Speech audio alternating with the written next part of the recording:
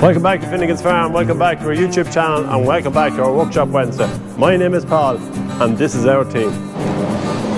Hi, I'm Sean Keogh, and I'm the apprentice mechanic. Hi, I'm Mick, and I'm the mechanic.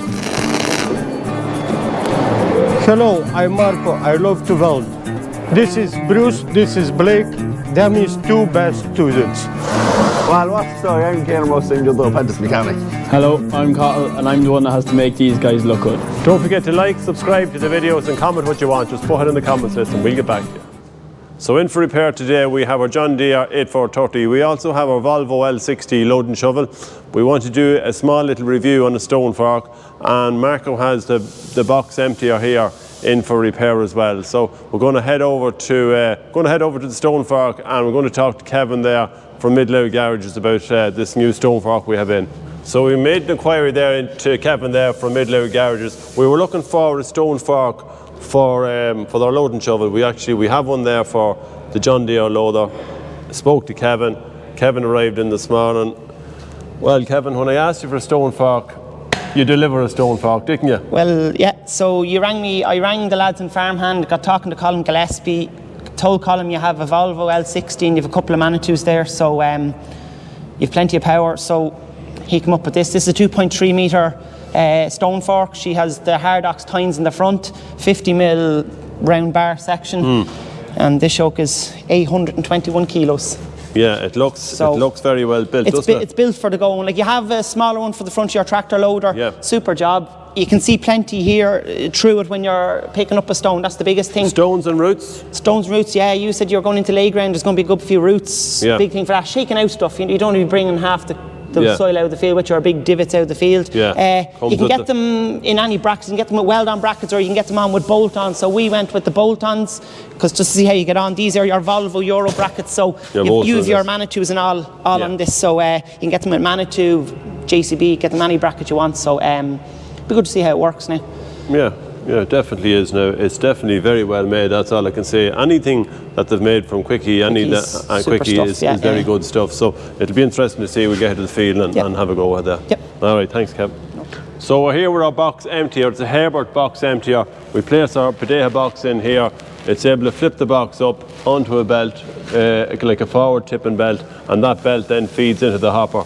We also have an area here, it's out in the shed there, where when the box is empty, it will side eject the box here so the driver can lift it off and lift in an empty one, or lift in a full one.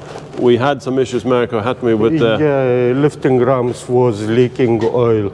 Yeah, so there's two main lifting arms or rams in it here, hydraulic rams. It was just getting very slow there to lift. From here till there. Yeah, and they come in here, so we're actually after stripping them off. We'll go over to the bench here now just to see what condition they are in. So we have the two rams off on the workbench here. You took that one on Sunday?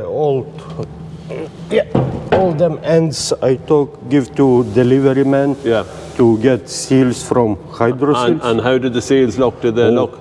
Gone. Yeah, completely gone. Yeah, so the seals were gone. So obviously the oil was leaking up by it, and sometimes the guys used to have to give it a lift with the forklift, which wasn't really the ideal thing to do, just to give it a help up anyway. But we'll get the new seals back into it and get the box taped here. We've another job to do there. We're going to go over to the lads here. We'll see them.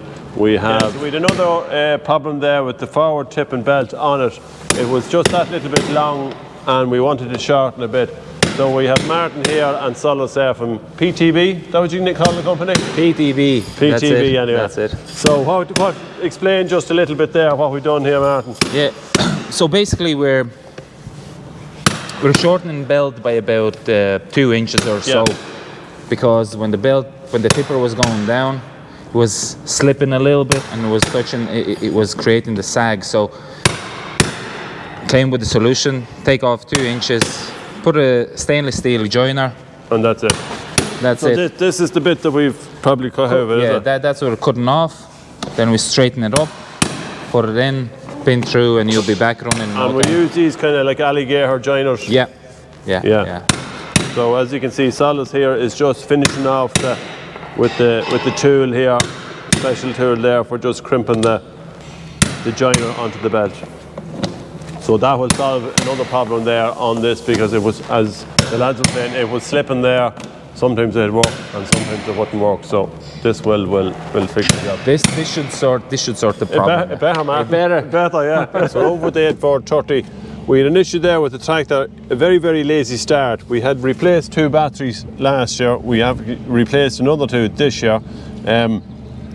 So we said rather than replace another 2 again, we were going to maybe check out the starter. Now it would start perfect, and then some mornings it would start lazy, and it was really on the frosty mornings when it wouldn't start at all. When the real pressure's on. So when the real pressure is on, so Mick decided he'd take it off, took the starter off, we brought it into Navan Auto. You got the report back on it, Mick, did you? Yeah, just a phone call with Kevin.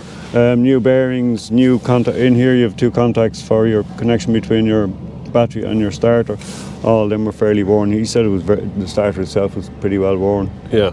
So when we looked in at the starting ring, Ring gear is in there. Do you want to get a shot?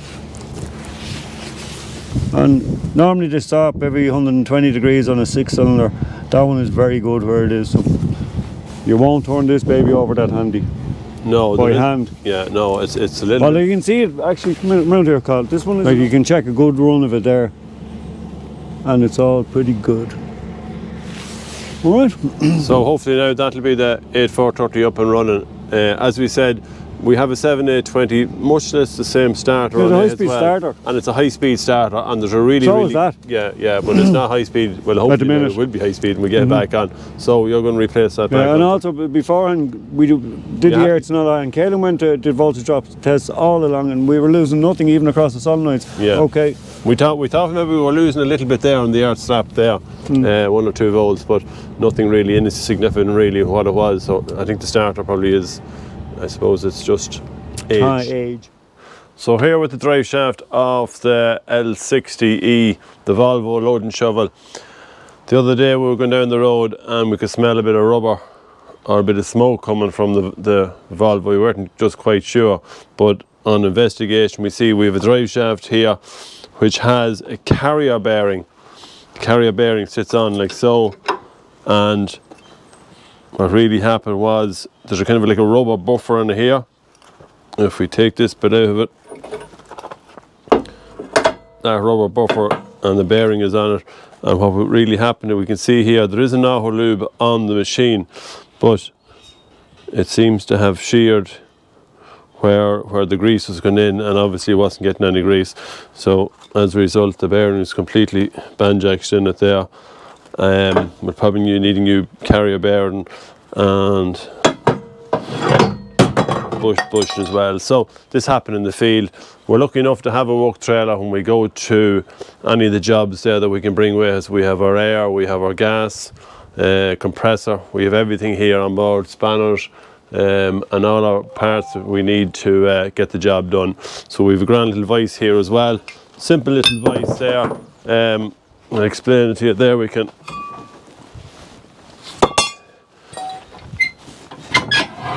And it just sits back in. So I'll do that again. We need just to tighten in the vise there to pull back into position.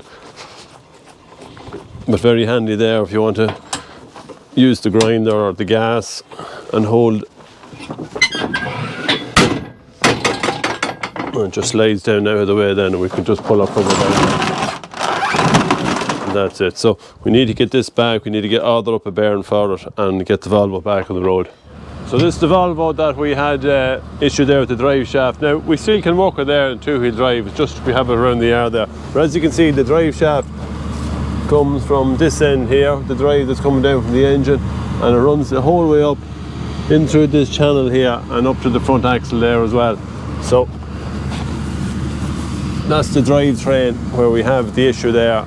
The carrier bearing was sitting in it there in the middle. You'll see there where on that cross beam there, you'll see where the carrier bearing was running, just inside it there.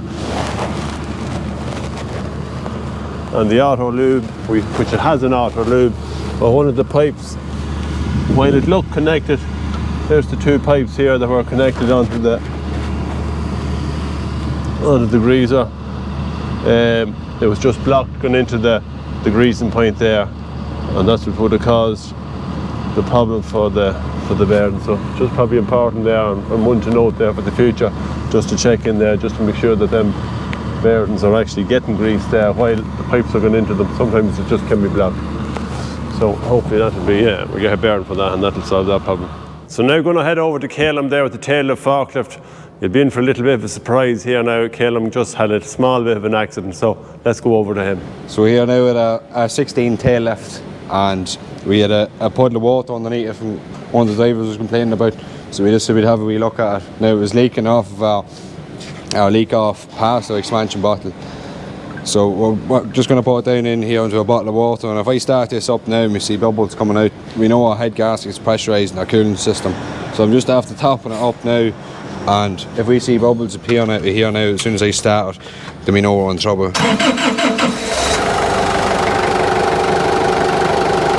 As we can see our bubbles starting to come out now.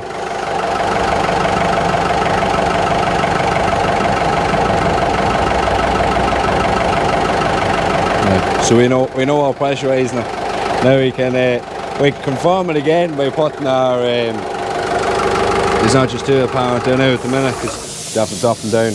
But if I put, we have a pressure tester here as well, which is probably the more scientific way of going about it as well. Like, this hasn't been running for 5 seconds. The pressure's after building up already. Like, fuck it anyway. Jeez. But I topped that up. Fuck's sake, huh? Look at the mess. And if I top this up again.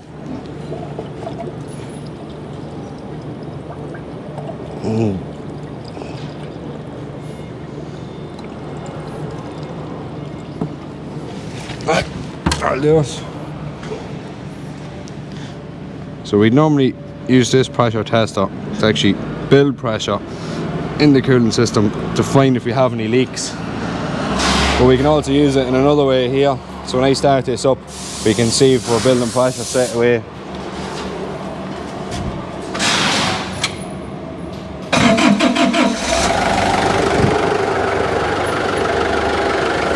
Nice. So we can see it's building pressure. So we know we definitely have a head gasket issue on this now.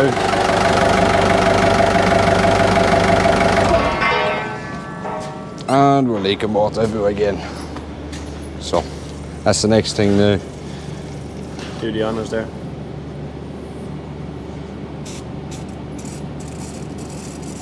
I'm not lifting the cap off it now this time. At least it's not hot.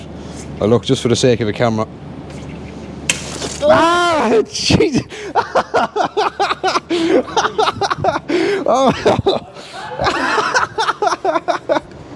Oh, fuck it, anyway. Do that. For the sake of a fucking camera, I knew that was going to happen. So that's it for this week's Workshop Wednesday. Hope you all enjoyed it. Don't forget to subscribe to the videos there, put in a comment there, whoever you want, and we'll talk to you all next Wednesday.